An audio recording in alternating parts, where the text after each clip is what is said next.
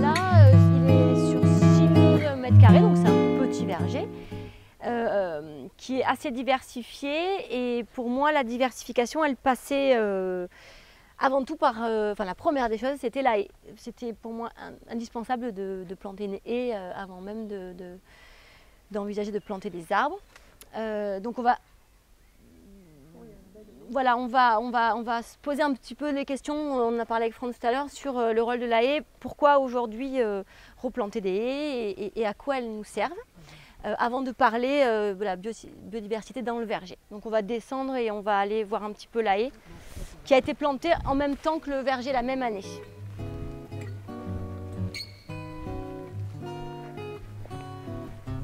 Et Cœur de Forêt, du coup, m'a accompagnée sur un plan à la fois technique et aussi financier pour planter mes 500 mètres de haies. Du coup, on a travaillé ensemble avec Cœur de Forêt et aussi Arbres et Paysages d'Autan, puisque moi je m'étais pas mal formée avec cette association quand j'étais dans la région toulousaine, sur les objectifs de la haie. La haie, effectivement, en fonction de ce qu'on veut faire, et des objectifs qu'on a, peut se révéler complètement différente. Moi, c'était une haie liée à un verger, et un verger que je souhaitais quand même qu'il produise à un moment donné, avec de la cueillette. Et mon objectif, moi, c'était vraiment ma finalité, c'était créer un max de biodiversité, faire en sorte que mon verger soit le plus résilient possible et me permettre d'intervenir le moins possible. C'était ça mon objectif. En fonction de des objectifs, on en parle avec Franz, on ne va pas du tout penser la haie de la même manière. Même si son rôle peut couvrir un spectre très large. Donc là, l'idée c'était vraiment ça. Du coup, attirer un maximum de pollinisateurs, permettre un maximum d'abri pour la faune et la flore, et aussi jouer un petit peu sur le volet climatique par rapport au vent, par rapport au gel. J'avais déjà une petite lisière ici, donc l'idée, avec derrière la protection des châtaigniers, ça me permettait aussi de protéger mon verger sur le volet climatique. Donc du coup, Franz, je te laisse un petit peu... Alors, nous, on accompagne les projets forestiers, l'arbre. On accompagne tout ce qui tourne, la gestion autour de l'arbre. Là, ça remonte, il y a 50 projets. Maintenant, il y a E46, donc c'est plus facile. Maintenant, il y a une structure locale qui répondrait, mais nous, on est intervenu sur ce projet-là. Et comme dit Angélique, en fait, l'attente, c'est de dire, moi, j'aimerais bien plus de biodiversité. Et puis, tu avais rajouté tout à l'heure, en fait, voir un peu de biomasse pour pouvoir, en fait, faire du copeau pour mettre au pied des arbres, quoi. Alors moi, en fait, la biodiversité, ça veut dire que derrière, je traduis en arbre. Je me dis, mais c'est-à-dire qu'on va avoir des arbres pour la biodiversité qui vont servir au niveau des fleurs pour augmenter le nombre d'insectes qui va aller ensuite à côté. Biodiversité, ça veut dire d'avoir des arbres à fleurs assez bas, mais ça veut dire aussi des arbres de haut jet pour la durabilité. En fait, une haie, on peut l'avoir de façon horizontale, mais en fait, une haie, ça peut monter, descendre des arbres de haut jet, de l'érable qui pourra être mellifère pour les abeilles à un moment donné, mais aussi cet érable-là, il pourra avoir à un moment donné des cavités pour qu'une maison niche de gens. C'est pour ça qu'on fait des fois à ces stades-là, on met des nichoirs parce qu'il n'y a pas encore de cavité. Et la mésange, en fait, elle mange énormément de chenilles. Quasiment tous les oiseaux, quand ils nourrissent les poussins, ils mangent des insectes. Et après, ils changent de régime alimentaire quand vous avez à la mangeoire l'hiver. Mais là, la mésange bleue, notamment, elle mange énormément de chenilles. Alors forcément, d'avoir une mésange bleue qui niche autour d'un verger, forcément, elle va interagir dans le verger. Elle peut limiter, on le voit bien, les populations de mésanges sont très tributaires des chenilles. Donc voilà, donc en fait, ça répond bien à la question de biodiversité. Elle était large là, en fait, par rapport au verger. Après, on parle de biodiversité des essences, quoi. Forcément, il y en a des hautes, il y en a des basses. Il y a des essences qui ont accompagné la haie au départ. C'est-à-dire, en fait, vous imaginez bien, on a de l'herbe, quoi. De passer un stade ouvert vers un stade préforestier, on va dire, c'est compliqué. C'est tous des processus qui se mettent en place. Je la fais simple parce que je suis plus en forêt en ce moment. Pour refaire une forêt depuis ça, il faut 500 ans. C'est clair. Si vous voulez avoir tout le cortège des bestioles qui vont à la forêt d'une prairie, pour retourner à ça, c'est 500. Il n'y a pas photo. Donc pour la haie, il a fallu qu'on ait des essences de relais. Donc des essences qui poussent vite, le sol, pour que puissent d'autres qui sont un peu... Le noisetier s'installe, mais il faut quand même un peu d'ombrage. Donc lui, il l'a servi en accompagnement. Et puis on se dit derrière, en fait, il y en a un qui va pouvoir grandir pour produire de la noisette, ou les chatons c'est intéressant pour les pollens. Et puis lui on va le tailler de temps en temps pour pas qu'il prenne le volume parce que lui il va galoper, il est plus grand que les autres. Et puis il peut être taillé en tétard et puis en broyat et alimenter le verger pour du compost, ainsi de suite. Ça dépend, enfin, voilà. Le rôle de la lait il est bien là, comme tout ce que tu as dit, climat, l'eau, ainsi de suite, biodiversité. Mais le choix des essences va être conditionné là par l'attente du propriétaire. C'est pour ça qu'on attend tant que la personne nous explique bien ce qu'il veut. S'il y avait eu un projet je veux dire, avec des abeilles, on aurait chargé un peu plus d'autres essences. Ça dépend en gardant l'ossature, la même ossature, mais il y aurait des essences qu'on aurait favorisées plus que d'autres. Ça dépend des attentes de chacun. Mais il y aura toujours à la fin une haie. Il y aura toujours à la fin une haie. Et là, Cœur de Forêt est venu voilà, financer l'aide technique, comme en fait, donc il y a étude de sol, décompacter le terrain, tout ça, parce qu'en dessous, ça c'est obligatoire. Je fais une parenthèse là-dessus. Les sols sont tassés. Si vous ne décompactez pas le sol, en fait, l'arbre il va pousser, hein, les 10 premières années, il n'y a pas de problème, mais à un moment donné, il va tomber sur la semelle de labour. Après, on dit, mon arbre, il ne pousse plus. Bah oui, parce qu'en fait, il bute, la racine ne peut pas pénétrer. Donc on casse la semelle de labour qui est à 30 ou 40 cm. Et après, l'arbre, il peut aller chercher, ça y est, c'est parti, après, il peut aller chercher la profondeur. Il peut aller chercher la profondeur. En fait, il y a des mini-pelles, des fois avec une mini-pelle ou une dent en fait, qu'on met derrière le tracteur qui fait un sillon, quoi. Il faut juste que l'arbre puisse pénétrer en dessous. Au départ, le cylindre racinaire est grand comme ça, mais après, là, on attend des arbres de haut jet, donc il faut qu'il ait du volume en dessous, quoi. Et il n'y a aucun effet bloquant. Bah, du coup, c'est important ce que tu dis. Dans cette optique-là, moi, je souhaitais absolument pas travailler le sol, donc je voulais pas faire de la bourse, je voulais pas inverser les couches et je voulais pas tuer la vie dans le sol. Donc du coup, j'ai fait appel à une entreprise avec une sous-soleuse qui m'a décompacté en griffage. Ah oui, du coup, ça n'a pas inversé les couches, ça m'a pas bougé la structure du sol, mais ça m'a décompacté quand même de manière à pouvoir après, parce que j'ai fait après tous les trous à la pioche, hein, donc il fallait quand même que j'ai moyen de mettre ma pioche dans le sol. Et c'était un chouette travail. Et du coup, les arbres qui étaient des sions, parce que j'ai mis que des sions de l'année, hein, c'était des sions, une tige qui était haute comme ça, ont tous pris dès la première année et se sont formés finalement assez vite, en 4 ans. Et voilà, d'une tige, on a des arbres, quoi. Donc, quel âge cette année ? elle est faite en décembre 2018. Oui, 5 ans. Donc elle a plutôt bien pris. Du coup, une fois qu'on a donc fait passer la sous-soleuse, on a donc planté à la main.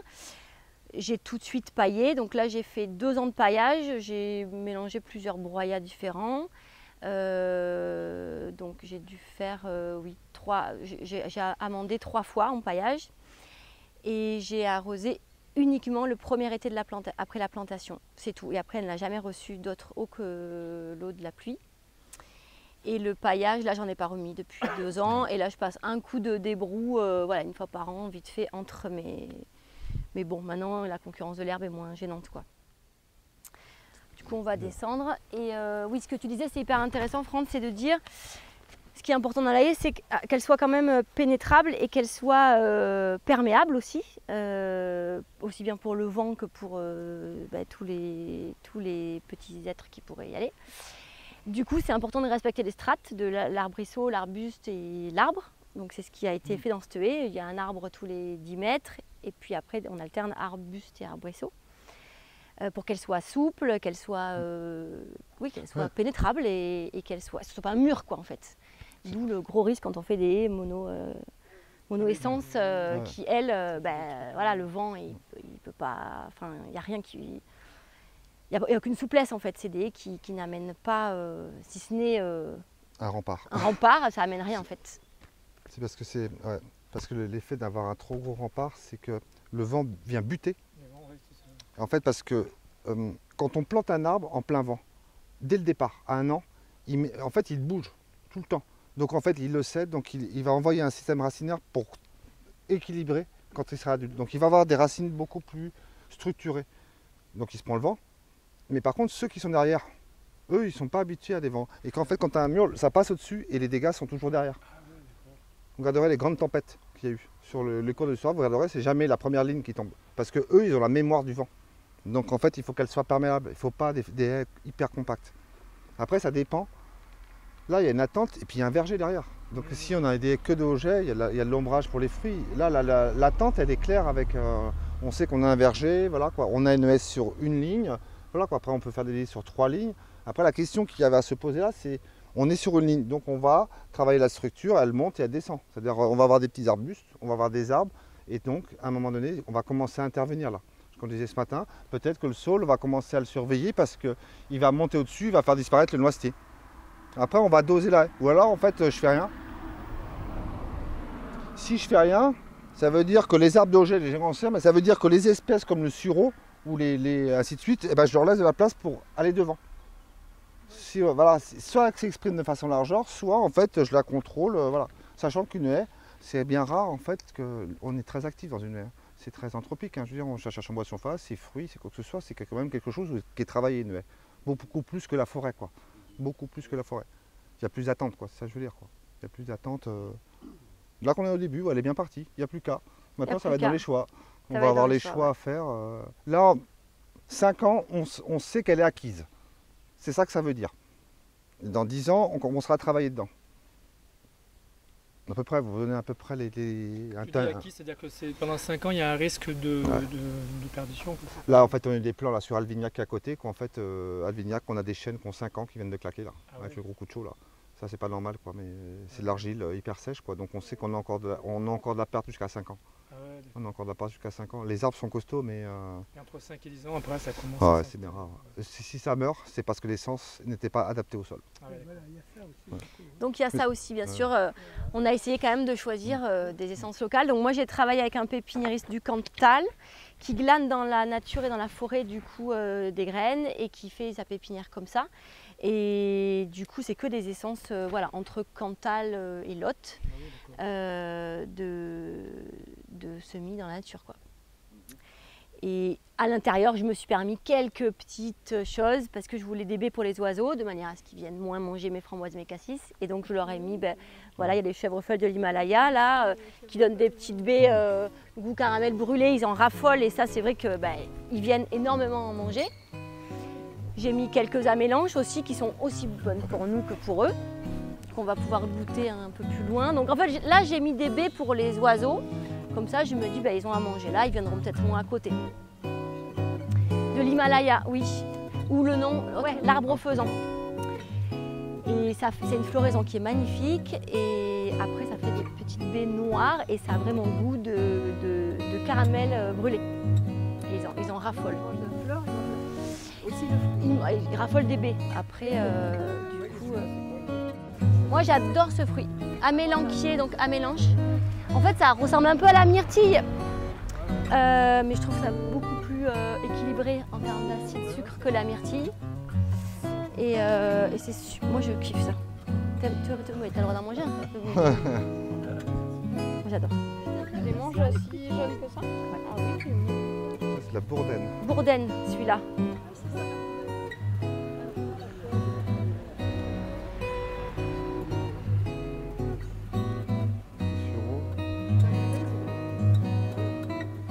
Tu veux dire les baies, ouais, c'est toxique.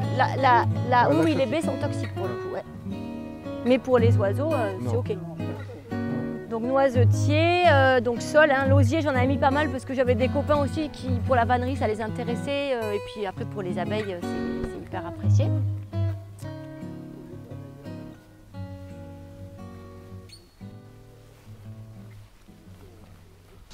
C'est intéressant de mélanger les arbres sur l'ensemble là, de ne pas faire un bout de saule, un bout de noisetier, un bout d'érable champêtre, parce que ce qu'il y a, c'est qu'il y a une énorme variation de sol. Et en fait, les saules là-bas, ils doivent être dans la veine d'eau. Et ceux-là, ils sont poussés à un moment donné, mais à un moment donné, voilà, ils laissent la place à une essence qui est plus adaptée. Ah oui, d'accord. Donc en fait, c'est bien, il a joué son rôle à un moment donné. Mais après, là, sa demande étant forte, c'est eux qui vont s'en sortir. Ce qui permet après de dire, ah bah tiens, il pousse mieux là-bas que là, donc je conduirais en fonction d'eux, quoi. Ici, la mélangerie qui va peut-être être le plus adapté là, quoi. Comme ça, on dose après, quoi. Mais on se donne l'opportunité de choisir. Oui, c'est ça, faut... Mais en fait, on était sûr du saut, mais il a aidé à la plantation au départ. Il a joué son rôle, ouais. Il a joué son rôle. Il était là au départ, puis après la mélangerie en train de prendre tout le volume, quoi. Après, bon, on a la fenêtre avec sur le paysage, c'était pas plus mal. Hein. Effectivement. Il y a ça aussi. Hein. Mais comme tu dis, effectivement, en fonction de son environnement, deux individus vont pas se comporter tout pareil. Et on voit bien cette haie là et l'autre haie que j'ai plantée en même temps. Donc on la voit ici, là. Ce n'est pas du tout la même taille, vraiment. Et pourtant, ça a été planté en même temps. Mais du coup, pareil, les mêmes espèces, eu au même endroit, plantées en même temps. Mais du coup, elles ne bénéficient pas du tout du même sol, certainement de la même eau. Là, ça ravine davantage et donc ça récupère aussi tous les sédiments et ça vient finir ici. Là-bas, il doit y avoir il y a eu moins d'eau et il y a eu moins de matière organique et du coup, on n'a pas du tout la même haie sur un même terrain au final. Probablement que c'est plus calcaire parce que les deux touffes blanches qu'on voit, c'est du troène, c'est calcicole. Donc en fait, c'est vraiment le lot là. Ouais, c'est calcicole. Et là, en fait, au début, on a des essences acides. Et le châtaignier, c'est pas qu'il file calcaire, c'est qu'il meurt d'overdose quand il y a trop de calcaire. Ça veut dire quand il y a une rupture de sol quelque part au milieu. Le châtaignier, c'est un sol calcaire? Non, le châtaignier, en fait, Répète ce que tu viens de dire, Franck, c'est là? Le problème du châtaignier, je reprends le châtaignier. Le châtaignier, c'est sur sol acide parce que les plantes, elles absorbent beaucoup de calcium, mais elles ont la faculté, le calcium, on sature. C'est comme une overdose. Donc en fait, les plantes, elles arrivent à rejeter dans leurs cellules le trop de calcium pour prendre les autres éléments, aluminium, cuivre, fer, ainsi de suite. Le châtaignier, il est zéro. Il s'engave, donc en fait, il meurt d'overdose. C'est pas qu'il fuit le calcaire, c'est qu'il ne sait pas gérer le trop calcaire. Donc c'est pour ça qu'on retrouve des châtaigniers que sur sol acide. S'ils rentrent dans le sol calcaire, ils claquent d'overdose. Et tu disais, aux endroits où il y a des ruptures. Eh ben pour ça qu'il y a une rupture. S'il y a du troène là-bas, le troène est plutôt une espèce calcicole. Et là, c'est acidiphile. Donc en fait, il y a de l'acide d'un côté, du basique de l'autre. Il y a une rupture de sol quelque part au milieu. Ok, donc c'est là, il y a quelque chose qui fait. Là, il y a quelque chose sous nos pieds. Il y a une rupture entre le haut et le bas. Non, parce qu'en fait, ça m'interpelle ce que tu me dis, parce que là, il y avait une rangée de châtaigniers entre les deux. Ils sont tous morts. Bah, tu vois. Tous, cette rangée entre les deux. Ça s'expliquerait. Il a tout planté en même temps, en fait. C'est pas pour rien qu'il n'y a plus rien là. Ça peut expliquer une dent calcaire qui monte et qui redescend. Et on me disait, mais pourquoi tu replantes pas? Il faut replanter entre les deux. J'ai dit, ben non, je replante pas entre les deux. C'est pas pour rien qu'ils ont tous morts quand même. Et donc, ça doit être sur la rupture. C'est pour ça. Tu vois. C'est pour ça que là, dans un projet comme ça, il faut faire un point de sol en haut et en bas. Si vous en faites qu'un, vous jouez à l'apprenti sorcier. Ouais, moi j'ai fait des prélèvements partout. Hein. Ouais, c'est ça. Surtout... Mais ça pourrait expliquer pourquoi en fait. Non, en fait, il m'avait suggéré de faire plein de prélèvements et après ils ont fait de manière aléatoire, je sais pas comment ils ont fait, mais ils ont pris l'ensemble de mes prélèvements quoi. En fait, après nous on a des terrières. Hein. On a des terrières, puis on a le pH mètre et puis le HCl en fait, on carotte. Ouais, le pH et puis l'HCl, le calcairatif. On met de l'acide pour savoir si la terre fine réagit ou pas. S'il y a effervescence, il y a du calcaire. S'il n'y a pas d'effervescence, c'est qu'il est moins actif, donc on a moins de saturation. Ouais. C'est pour ça que le sol c'est hyper intéressant. Ça t'explique, tu vois? Ouais, ça explique un peu. C'est pour ça, ça m'a fait tilt, je me suis dit, ah non, ça mais peut c'est expliquer. Clair, ça doit être c'est marrant parce qu'il y a énormément. Ouais. Toute une rangée. Et mon père a dit, mais on n'a pas compris ce qui s'est passé. Il y a une veine. Ben voilà. Il y a une veine. Eh ben en fait, quand on. Ouais. Je me suis dit que c'était parfait, il y a un point de vue magnifique. Quand on est là-haut, je me suis dit, ben là, il n'y a rien. En plus, oui. Là-haut, il y a une vue magnifique. Donc, des failles. Là, il y a un sol favorable au châtaignier, un sol défavorable, de nouveau un sol favorable. Mais on varie sur un hectare, des fois on a 3 sols différents. C'est ça. C'est la complexité. Franchement, c'est très compliqué au niveau français. Le Lot et la Dordogne. Pas facile, ouais. Parce qu'on a ce problème de ces grands fleuves qui ont déposé des argiles à un moment donné, après c'est recouvert de sable, après il y a de l'éolien. Ce qui fait une complexité, c'est que même dans une parcelle d'1 hectare, on peut être très surpris. Et quand on n'a pas la connaissance, c'est pour ça qu'il ne faut pas hésiter dans la première année à déplacer vos arbres. Parce qu'ils végètent, en fait il faut le déplacer. Oui, parce que vous l'imposez. Vous dites en fait moi je veux un pommier là. Mais lui en fait est-ce qu'il est d'accord? Est-ce que c'est son sol et tout ça? Donc je pousse pas et vous le déplacez de 10 mètres, il pousse. C'est parce que bon là il y a une sorte de sol quoi, mais j'exagère un peu, mais c'est vous qui dites toi tu pousseras là. Attendez, si je veux.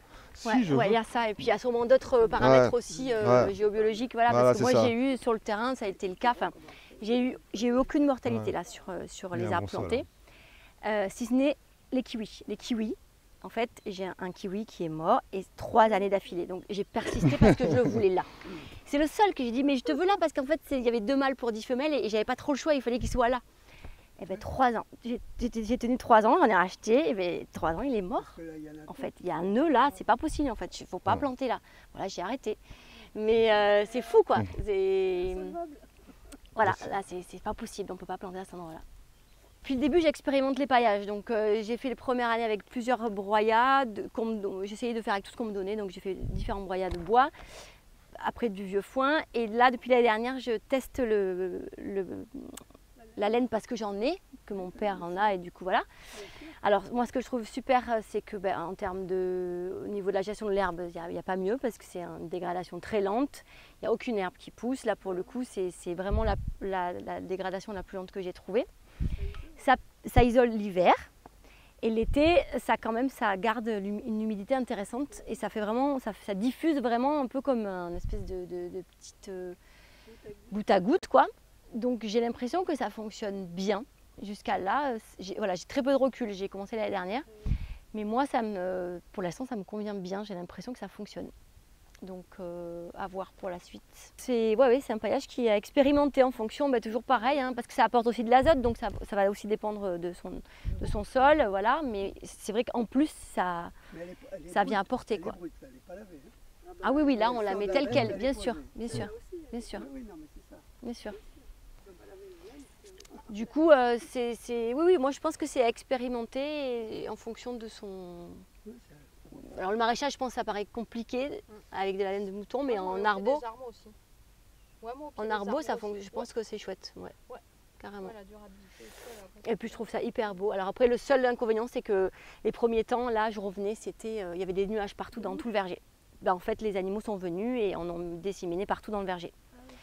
Donc il y en avait partout. Et la première fois, et depuis ça va. Parce que j'ai quand même des animaux qui pénètrent. Alors ça, on n'en a pas parlé, c'est important. Quand j'ai été financée par Cœur de Forêt, c'est important pour eux qu'on ait une protection quand même pour nos arbres. Donc soit ils proposent les protections individuelles qu'on met autour des arbres. Moi, je n'ai pas opté pour ça. Soit on fait une fermeture en Ursus, et moi, c'est ce que j'ai fait avec des piquets de châtaignier, du coup, de manière quand même à se protéger les premières années du gibier et du voilà. Pour moi, c'était important d'avoir une protection globale et je ne me voyais pas mettre des. C'est une position de facilité, quoi. Voilà. Ouais. Et puis aussi parce que je me suis dit, je suis quand même dans un verger, et c'est con, hein, mais je suis dans un verger, il y aura des fruits. Ici, moi je connais plein de monde qui se font cueillir les fruits comme ça quand ils veulent. Donc je me suis dit, je ferme aussi parce que c'est quand même un verger où je ne peux pas non plus donner les fruits à tout le monde tout le temps. Donc peut-être qu'accessoirement, si je ferme, c'est bien. Moi j'ai plein de copains, on se sert dans leur jardin comme ça. Bon, je me suis dit, ça fera double. Donc c'est pour ça que j'ai fait ce choix-là, quoi. En fait, par rapport à cette question-là, vous dites en fait pour éviter le public, ça c'est une autre attente. Si vous me dites que vous voulez une barrière naturelle sans clôture Ursus, je vais vous mettre de l'aubépine. Et en fait, il y a un moment donné, quand sur un diamètre surtout l'aubépine, parce qu'un diamètre comme ça, là, en fait, je la coupe que la moitié et je la casse. Ce qui fait qu'elle est ancrée encore au système racine, donc elle est pas morte, mais je l'ai couchée. Ce qui fait qu'après, elle repart. Ça, c'est le système du Kent. Si vous allez dans le Kent, en Angleterre, toutes les haies sont faites comme ça. Régulièrement, Comme ça. Et en fait, ils montent, et tu le casses à un moment donné, et ça repart. Ce qui fait que, en fait, c'est une barrière horizontale d'aubépine. Le Kent, fait tout le Kent en Angleterre, vous verrez, vous en trouverez des kilomètres. Donc ça conditionne, si vous me dites ça, je vais mettre plus d'aubépine. Oui. Ça dépend ce que vous... Oui. C'est la règle des 3G. Le chevreuil, c'est un gourmet. Petite surface, il pique à droite, à gauche. Le sanglier, c'est un goinfre. Putain, il ravage tout, ça laboure. Et puis le cerf, c'est un gourmand. C'est une vache, quoi. Elle broute. Les cerfs font beaucoup de dégâts parce que c'est des grosses quantités. Donc il faut mieux avoir du chevreuil que du cerf ou du sanglier. Et après, quand vous avez du cerf, même le forestier ne peut plus rien faire. On est dans une impasse. Par l'abrutissement. Donc ça emmène d'autres techniques. Mais ça, il l'enjambe. Hein. Hein Oui, voilà. C'est la difficulté là aujourd'hui. Aujourd'hui, le Lot il est passé de 8% en 1900 à 46% de surface forestière. Le cerf galope plein pot. Alors, il s'étend vraiment Sarlat, tout ça, les zizi, mais ça tape pas un peu dans le Lot. Ça va continuer. Ah ouais, ça va continuer. Ah oui, Ouais, oui, ça va oui. continuer. Je savais pas qu'on avait du cerf. Mais en fait, et on les voit en pleine journée, ça veut dire que là, en fait, on doit adapter la gestion. Mais c'est quand je dis que ça peut être un frein, c'est-à-dire que vous pouvez planter ce que vous voulez. Ouais. Quand il passera, il taille tout. Hein. C'est une grosse bête. Ouais. Hein, Ouais. comme les vaches et ça bouge. Ouais, ouais, C'est 200 pareil. kilos. Hein. C'est pas pareil. 25 kilos de chevreuil. Hein. Oui, oui, cerf et biche. Moi, Là, par contre, j'en faut ai réfléchir. vu Si vous plusieurs avez fois. du cerf, Mais en fait, Il y a pas ici, d'issue, hein. C'est que ils autour de passent mètres pas là, d'eau. ils passent derrière le bâtiment. On les voit Il y a pas de traverser choix. il y a pas de de l'autre choix. côté, mais moi ici, j'en ai jamais vu. Et mon père me disait ici, par contre, c'était le Ouais. couloir des sangliers, quoi. Si ça n'arrête pas, ça va. Ouais, ça s'arrête pas. Mais du coup, j'ai pas eu de dégâts. Ils sont pas arrêtés, les Non. sangliers. Vous pouvez peut-être aller plus loin dans un coin Non, le cerf. plus Le humide. cerf, je sais pas s'il arrête. Ce qu'il faudrait, en fait, ce qu'il y a, c'est que la seule chose qui peut marcher, c'est le retour du loup. Parce qu'en fait, ce qu'il y a, c'est que ça va éviter les noyaux. Quand le lynx est revenu en Franche-Comté, je m'en suis occupé il y a 25 ans, en fait, il y avait des densités de chamois qui faisaient des pressions de dingue dans la forêt. Le lynx est arrivé, il explose la population, ils sont plus tranquilles, donc ils se déplacent. Au lieu d'avoir des dégâts à une place, quoi, ils sont répartis sur une grande surface. Et le loup, en fait, pourrait jouer son rôle de super prédateur, pas les manger, mais d'éclater les populations, en fait, pour qu'ils circulent.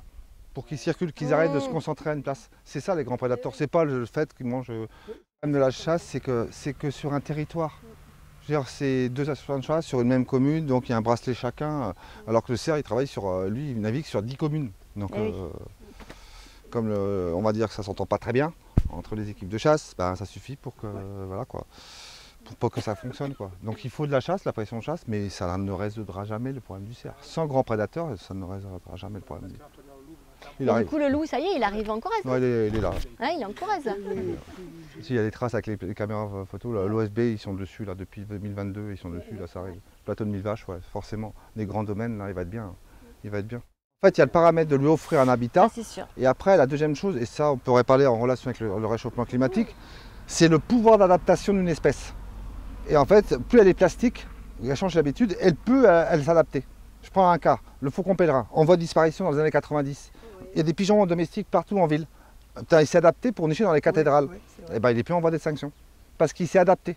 Et puis en fait, il s'est adapté, il est plastique. Le loup, en fait, c'est le cas. Là, il va avoir des meutes en plein découvert ou en forêt. C'est à quelle vitesse une espèce s'adapte. D'où la question du réchauffement climatique. Est-ce que les espèces ont le temps de s'adapter Ouais. par rapport à ce qui nous arrive à vitesse grand V? C'est ça la question. Mhm. Il y aura toujours la biodiversité, mais en fait, la question, c'est quelle biodiversité? Mais oui, est-ce qu'ils vont aussi porter cette chaleur? Est-ce qu'ils ont le temps de s'adapter? Est-ce qu'on laisse que ce soit faune ou flore? Est-ce que j'ai le temps? Et le loup, oui. Là, tu as plus de forêt, tu as plus d'animaux. On n'a jamais été. Voilà, les sangliers, c'est x10 hein, entre 1950 et aujourd'hui. Hein. On en fait 45 000, là, on est à 450 000. Hein. Donc voilà, il y a de la proie. Il y a de la proie, il y a de la forêt. Et les cultures qu'il y a au milieu. Voilà. Et donc il y a une petite clôture autour parce que sinon, panique. Bah oui, je comprends, hein, mais c'est normal. En fait, tu es obligé, à un moment, c'est là l'équilibre entre entre la culture et puis qu'est-ce qu'on accepte en faune, quoi. Et je comprends très bien qu'un loup qui est trop adapté aux moutons, c'est un individu c'est la brebis galeuse du groupe, quoi. Donc tu le tues, mais les autres loups sont en forêt, quoi. Il y aura toujours des entrants Bah oui. près de l'homme. C'est l'équilibre qu'on veut se donner. Oui, bien sûr. C'est l'équilibre qu'on veut se donner. Bon bref, on est quand même de la haie et on est rendu au loup. Donc, Voilà. Donc maintenant, on va revenir sur la biodiversité au verger, après avoir vu la haie. Donc, dans ce verger, moi, j'ai souhaité mettre un maximum de variétés différentes et d'espèces différentes pour chaque variété. Donc, l'idée, c'est d'alterner différentes tailles, des petits arbres, des moyens G, des hauts G, pour avoir aussi les formes différentes, pour avoir des porte-greffes différents, pour voir aussi ce qui allait bien fonctionner sur mon sol. Et puis alterner dans chaque rangée du coup plusieurs espèces pour une meilleure pollinisation et un meilleur croisement. Et j'ai essayé de rapporter du petit fruit au milieu, des essences mellifères et des essences, des arbres fixateurs d'azote. Donc c'est le grand débat qu'on a eu avec Franz ce matin. ces fameux arbres qui fixent l'azote et qui peuvent le restituer aux copains, soit en termes de biomasse parce qu'on le taille et qu'on le met au pied, soit par le fait qu'il capte davantage l'azote dans le sol et il peut le restituer aux copains. Et dans ce cadre-là, j'ai mis effectivement plusieurs faux acacias robiniers qu'on voit là dans cette rangée avec les amandiers. Alors pourquoi je les ai mis avec les amandiers? Je ne sais pas, parce que j'ai beaucoup réfléchi à ce design de verger. J'ai mis 3 ans à dessiner ce verger pour voir les associations, comprendre la notion de porte-greffe, tout ça. Mais à la fin, il y a quand même des choix que j'ai fait de manière un peu intuitive. Et là, ça a été le cas. Je ne sais pas pourquoi je les ai mis là, mais je les ai mis là. En tout cas, ça fonctionne. Ça a l'air de fonctionner. Parce que les amandiers se sont vraiment bien développés. Et cet arbre-là, du coup, qui est très connu en permaculture pour du coup, son apport d'azote, est aussi controversé. Non, le robinier. Donc évidemment, c'est possible, la preuve, mais après là, ce sont des arbres adaptés à notre sol, hein, des porte-greffes adaptés à notre sol. Et du coup, donc je reviens sur le robinier. Il est intéressant aussi pour son qualité mellifère, mais c'est pas trop pour ça que je l'ai choisi. Par contre, voilà, il est invasif, donc il est controversé pour cette raison-là, parce que c'est un arbre qui grandit très vite, hein, une grosse croissance très rapide, qui va prendre le dessus sur les autres, et qui après peut faire de l'ombrage, et qui surtout drageonne, donc potentiellement peut aller faire plein de bébés partout. C'est la question. Donc on a eu une grande discussion ce matin sur ça. Mais c'est l'acacia, bon, les plantes, on a dit fixation d'azote. Le projet c'est ça, il fixe l'azote, donc il enrichit le sol. Si je rajoute 2 autres qualités, une grande, c'est un bois hyper résistant, classe 4. Classe 4 en fait, donc classe 4, il y a 4 classes, hein, c'est valable que le chêne, hein, c'est aussi valable que le chêne, donc un super bois. Les abeilles, oui, mais pas chaque année. La floraison, là c'est raté, cette année il a plu au moment de la fleur, donc pour les abeilles, oui. Super, mais c'est fluctuant. Mais par contre, le revers de la médaille, c'est que si vous le coupez, ça va faire des drageons partout. Et après, pour le gérer, c'est infernal. Donc il va falloir réfléchir sérieusement comment on va le contrôler. Là, on parle bien de le contrôler. Pas trop le stresser, qu'il fasse pas trop de rejet. Ouais. Si on voulait s'en débarrasser pur et simple, il faudrait attendre qu'il ait un plus gros diamètre et en fait le cercler. En fait, on laisse monter la sève et on lui coupe les veines. Comme ça, la sève ne descend pas et clac, ça lui évite de faire des drageons. Ou alors, je m'amuserais, ce qu'on disait, on va peut-être regarder de commencer à le tailler pour faire de la biomasse sans trop le stresser pour éviter qu'il drageonne et le contrôler. Mais par contre, ce qui est bien, c'est que là, il est au centre, il est relativement là. Mais des fois, ça peut être problématique. Hein. Et quand je vous dis problématique, ça veut dire le girobroyeur tous les 15 jours pour les rejets. Et pour s'en débarrasser, les drageons, ce sont un bourgeon dormant sur les racines. Si vous touchez, quand on passe trop le rotavator, si on touche les racines, il y a les drageons qui sortent. Ou alors, ou en état de stress. Donc il va falloir jongler sur ça. Pour l'instant, il n'y a aucun drageon. L'arbre, il est entier. Mais il va falloir se poser la question, comment le gérer? Peut-être de le tailler pour éviter qu'il reste compact, mais le supprimer, si on devait le supprimer, ça veut dire l'arracher carrément, quoi. C'est ça. Et moi, c'est pas l'objectif. C'est pas l'objectif. On va essayer de... Alors, comme il n'y a pas de travail de sol, il y a moins de risques déjà. Exactement. De ce fait-là, puisque je ne travaille pas le sol, je ne vais pas aller... voilà. Ouais. Et de le tailler tranquillement pour voir la dose de stress que tu supportes. Et c'est ça, ouais. Il faudrait... essayer, c'est ça. Sur un système comme ça, sur un système, là on est dans un système bien particulier de haies, vergers, quoi que ce soit en forêt, on laisserait les autres arbres, parce qu'il a besoin beaucoup d'apport de lumière, on laisserait les autres arbres le couvrir, et il va mourir. C'est lui qui va couvrir les amandiers. Et là, exactement. Et là, il risque de... Les amandiers, je suis d'accord avec, je pense qu'ils ont bien bénéficié, puis ça apporte, hein, le robinet, c'est super. Je pense qu'il y a eu un truc. Il y a eu une symbiose à un moment donné. Une symbiose positive, je pense, quand même. Parce que moi, il me semblait que les fixateurs d'azote, quand même, ça relarguait de l'azote quand tu tailles. Et c'est la mort des racines fixatrices d'azote aussi qui font que ça apporte. C'est pas en mode genre, je suis super généreux, tenez les potes. Mais c'est la tombe des feuilles aussi, quand même. Il est plus autonome pour lui-même. Et du coup, quand on le taille, il y a une partie des racines qui meurt et qui refile de l'azote aux copains. Mais... C'est pas comme l'aune, il est beaucoup plus fixateur d'azote parce qu'il y a les nématodes, ça, il diffuse dessus. Le robinet, c'est pas le cas, c'est pas encore le top du top, mais là, planter de l'aune, ou alors il va falloir peut-être mettre de l'aune en feuille en cœur. Le en feuille en cœur, il aurait pu, qui est plus résistant, moins besoin d'eau. Ouais. Mais après, il est là, le robinet, on va jongler avec, quoi. On va jongler avec. Après, c'est des feuillages qui décomposent hyper rapidement. Ça, c'est bien aussi. Il y a un retour à la matière très rapide aussi avec le robinet. la matière organique, ça tourne, quoi. On a des très bons sols sous les robiniers. Ouais. Souvent, il y a de l'ortie et du sureau. Ça veut dire que ça apporte du terreau neutrophile. C'est pour ça que c'est assez riche en azote, par le feuillage aussi, la décomposition en fait. Oui, En tout cas, il faut être prudent. Je vous le dis. Donc du coup, on va tester, on va voir. Mais soyez prudent, voilà, quand vous réfléchissez à planter du robinier, soyez très prudent. Non, mettez pas tout de suite, voilà. Ouais, soyez. Je dis pas par en mettre. Et du coup, c'est intéressant que tu fasses le crash test. Ouais, carrément. Mais le saturer, choisir des coins où en fait ça peut pas. Non, mais t'es folle. Ah bah c'est clair. Et puis d'autres gars que j'ai rencontrés dans des fermes et tout m'ont dit, alors dans d'autres lieux, mais eux l'avaient essayé, ils m'avaient dit si franchement ça vaut le coup d'essayer. Tu essayes sur des petites quantités. Bon. Oui voilà. Après, je trouve qu'il fait partie, c'est bien parce qu'il y a du bon piqué. C'est très bon piqué dans une activité comme ça. Voilà, au pire je me dis je peux en faire profiter quelqu'un pour faire du piqué quoi, parce que ça peut toujours servir. Et en biomasse, je pense quand même qu'il y a moyen de l'utiliser. Une fois que j'aurai un petit broyeur, c'est quand même rapide comme retour. Voilà, retour, c'est hyper rapide quoi. Ils sont bien portants. Il y en a quelques-uns là qui commencent à. Ouais, là du coup, donc on va voir. J'ai jamais récolté, donc c'est la première année. On va voir ce que ça donne. L'idée dans les choix des variétés, c'est d'avoir une floraison très étalée qui couvre plusieurs mois, avec du précoce et du tardif. Comme ça, si une année il gèle, voilà, j'aurai quelque chose. Et s'il y a trop de sécheresse, voilà, qu'on ait une espèce d'alternance et de résilience par rapport à ça. Mais par contre, en termes de cueillette, autant vous dire que quand tout va donner, ça va être compliqué parce que là, ça va être étalé aussi la cueillette. Donc ça va être plusieurs mois où il faudrait y aller tous les jours. Donc j'avoue que ça, j'ai moins réfléchi quand j'ai fait mon verger. Je me suis dit, il y aura du fruit, voilà, pendant longtemps et tous les jours. Donc, puisqu'il y a des variétés de pommes qui peuvent donner jusqu'à tard. Et les premiers fruits commencent mai avec les fraises et puis les cerisiers.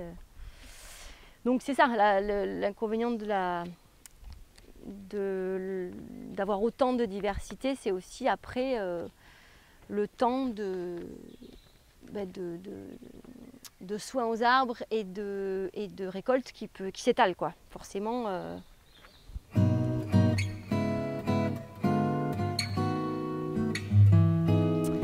Et après j'ai essayé des choses vraiment pour le plaisir, pour avoir de la beauté dans le verger, dont les cystes. J'adore l'odeur des cystes. C'est le grand arbuste qu'on voit là-bas qui fleurit. Alors là, ici, c'est plus vraiment magnifique. Et ça foisonne de papillons et ça a une odeur agréable. Et c'est aussi un côté esthétique. Je souhaite aussi pouvoir amener de l'esthétisme dans le verger, qu'on ait envie d'y passer du temps, s'y balader, puisqu'à terme, c'est quand même l'objectif qu'on fasse de la cueillette à la ferme. Que les gens viennent cueillir leurs propres fruits, quoi. Moi, je souhaite vraiment que ce verger soit un verger de cueillette en famille, les écoles, les enfants, qu'on puisse cueillir et fabriquer ensemble, transformer ensemble. Ça, c'est vraiment le projet de la ferme. Le projet agricole de la ferme, c'est ça.